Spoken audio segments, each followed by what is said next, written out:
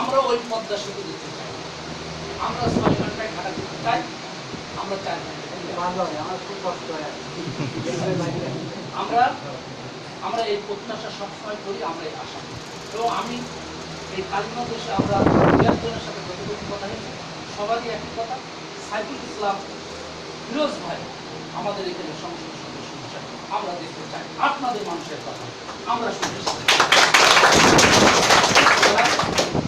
আমি জানি জাতীয়তাবাদী স্বেচ্ছাসেবক দল বাংলাদেশে যদি 1 থেকে 5-এর ভিতরে কোনো সিরিয়াল থাকে, আমি মনে করি ঝিনাইদহ জেলায় সাইদুর রহমান পপ্পু এবং রেজাউল ইসলামের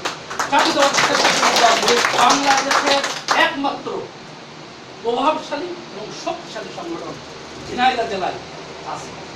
ভাই আপনি আমাদের নেতা, আমাদের আসলে কেউ নাই। যেমন আমাদের জেলায় মুর্শিদ রহমান ছাড়া কেউ নাই। আমাদের ঢাকা পদ্মার পার হলে আমাদের নেতারা যারা আছে আমাদের একটু টেলিফোন ধরতে চায় না, আর আপনাদের অনেকের বাসার ঠিকানা দিতে চায় না। আবার এই জেলখানায় খোঁজ খবর নাই।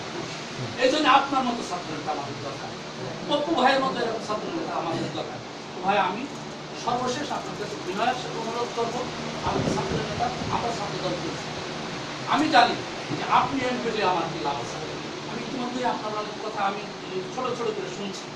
আপনারা বোঝেন রাজনীতিটা, বোঝেন আপনারা রাজনীতিটা, বোঝেন আপনারা। আজকে বেগম খালেদা জিয়া কাদেরকে রাজনীতি করাতে হবে আমার মনে একটা জায়গায় আস্তে আস্তে আসছে, আমরাও চাই সেই জায়গায় বিএনপি থাকবে। তো ভাই আপনার কাছে আমার বিনয়ের অনুরোধ, আমরা মফস্বল মহেশপুর উপজেলা, আমি পৌর স্বেচ্ছাসেবক দলের সভাপতি, আমি পেশায় আমি মহেশপুর প্রেস ক্লাবের সভাপতি, আমি মানব জমিনে কাজ করি। আমার মতিউর রহমান চৌধুরী আপনার সম্পর্কে ভালো জানেন। আমি দেখুন আপনার কথা হয়েছে, যে কোনো একটা বিষয়ে আপনার কথা হয়েছে।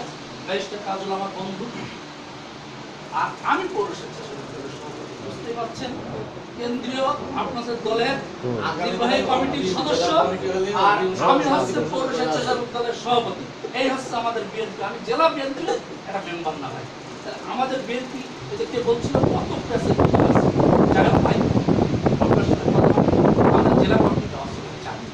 আপনি পপ্পু ভাই এবং রেজাউল ভাইয়ের এই কমিটিটা দিলে আমরা একটু দায়ী, যেহেতু বাংলাদেশের শ্রেষ্ঠ একটা সংগঠন ঝিনাইদহ জেলায়। ভাই আমি আপনার কাছ থেকে কথা শুনতে চাই এবং আশা নিতে চাই যে আপনার জেলা কমিটিটা পসিবে আপনি দিবেন। আপনার সুস্বাস্থ্য এবং দীর্ঘায়ু কামনাতে আমি আপনার কথা শেষ করছি। আল্লাহ হাফেজ, আসসালামু আলাইকুম।